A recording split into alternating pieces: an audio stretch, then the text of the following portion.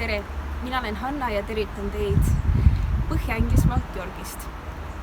Minu kätte on usaldatud selline projekt nagu Youth, mille raames noored saavad minna erinevatesse kohtadesse ja teenida aasta aega missioonipraktikal.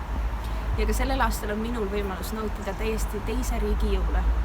Ja võib-olla, mida ma olen siin märganud ja tähele pannud, on see, millise rõõmu ja usinusega inglased valmistuvad jõuludeks. Juba paar nädalat on üleval kõik jõuludekoratsioonid, ostetakse, küpsetatakse, valmistatakse lausa nädalaks ajaks, et süüa, olla koos perega.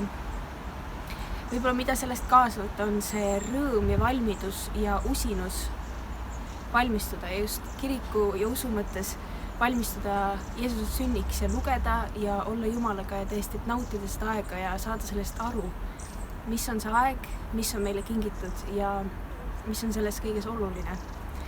Ja ma soovin teile palju unistusi ja loodan, et Eestis sajab palju lund, siin sajab palju vihma, aga mina soovin teile ilusaid valgeid jõule.